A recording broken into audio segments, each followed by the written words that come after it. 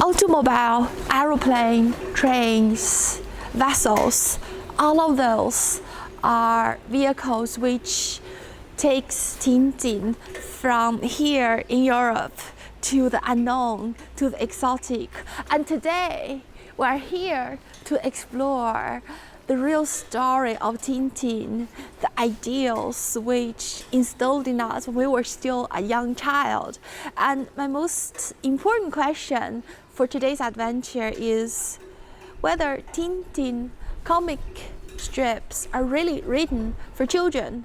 Tintin, an immortal comic boy hero, has touched generations of children's hearts.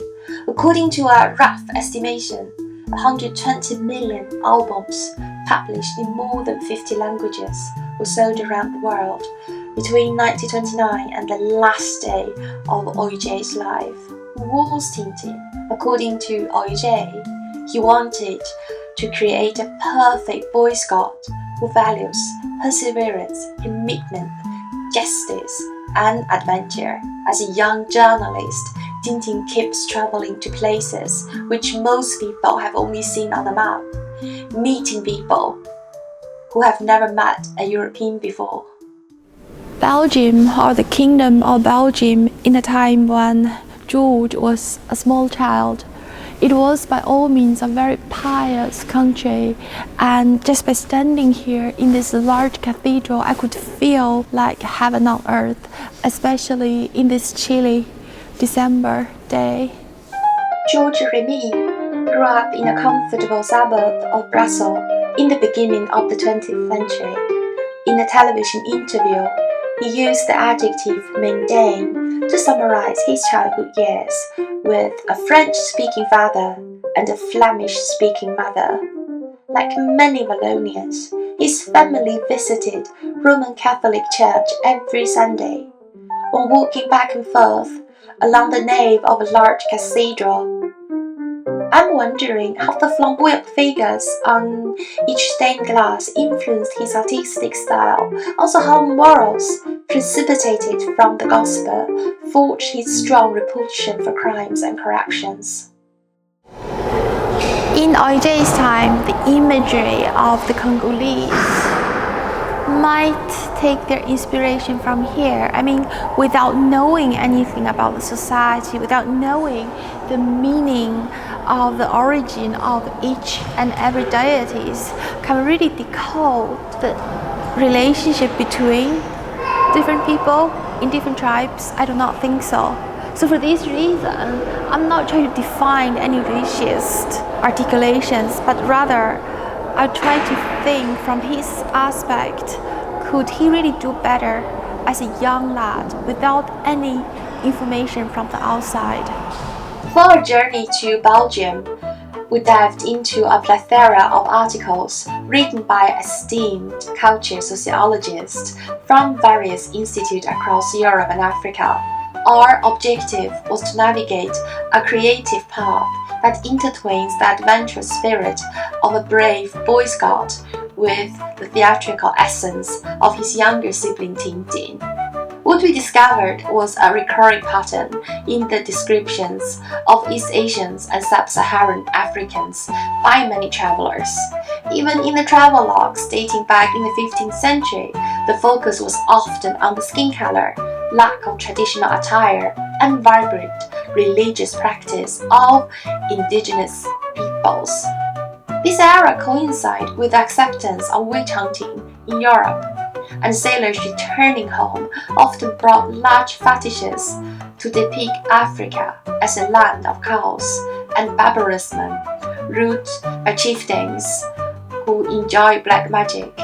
European colonists often embroidered fantastic tales in their latter home. Africans were portrayed as a homogeneous group, characterized by their perceived sluggishness, childlike demeanors, and vulgarity. A stereotypical image painted was that of a black person with thick lips, a flat nose, and pronounced jaw.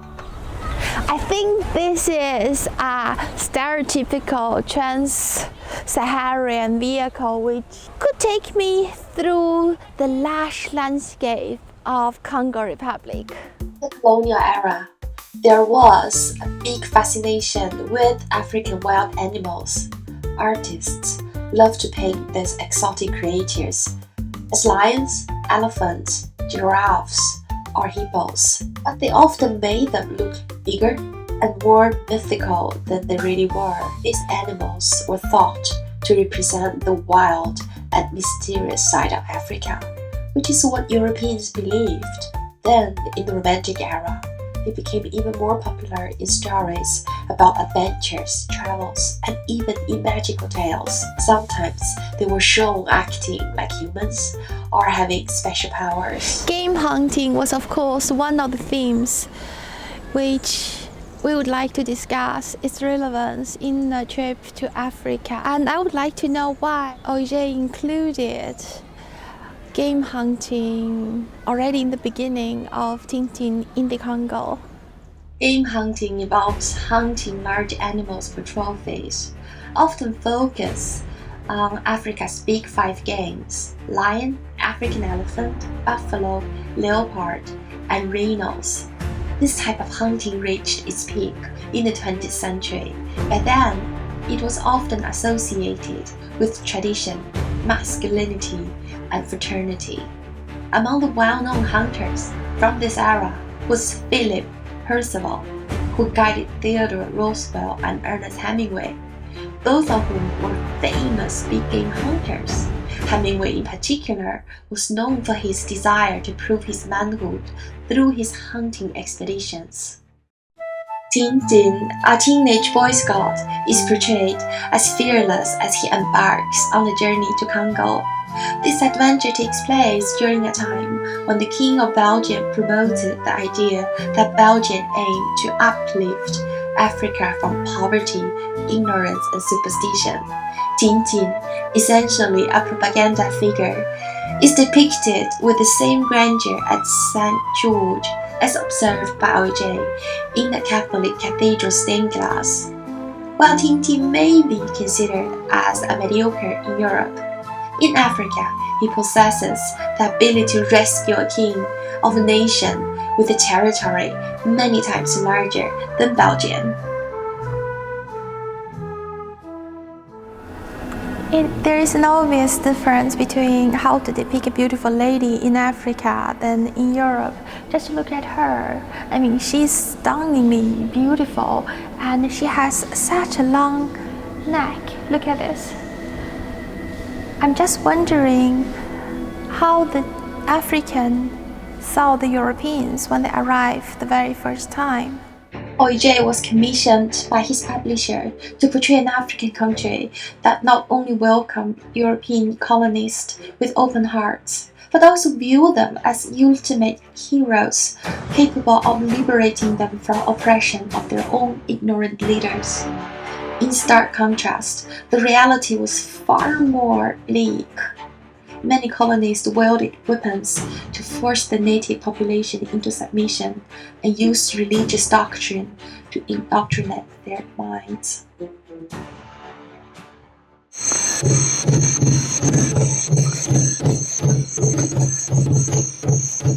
I'm the chieftain. I'm welcoming Mr. Tintin to our beautiful, beautiful African land. Is it unreasonable exaggeration to protest this children's story?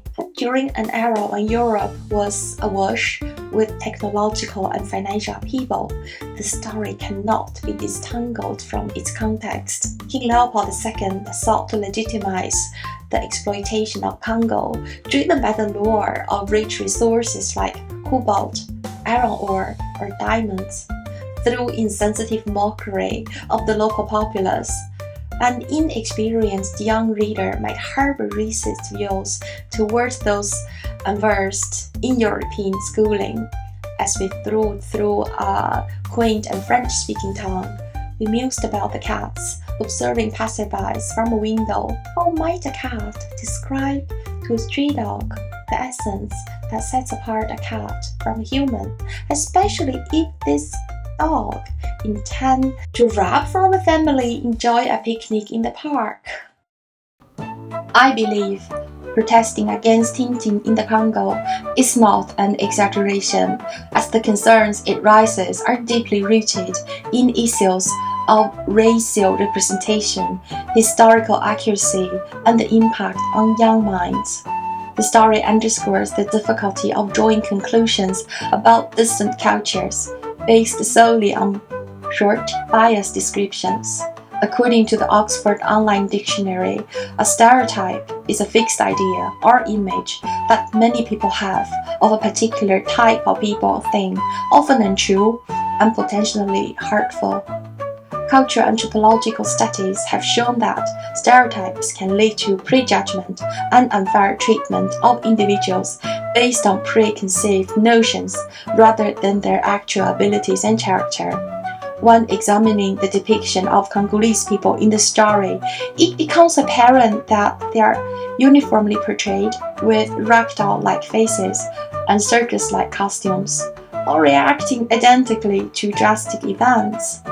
This dehumanizing portrayal justified the strong emotional response and protest from African communities. Conversely, preserving this book on the shelf can serve an educational purpose, teaching young people the importance of critical thinking and historical awareness. The failure of colonization stemmed from European underestimation of the local population's determination to live with dignity. By confronting such problematic representations, we can foster a deeper understanding of history and the persistent impact of colonization.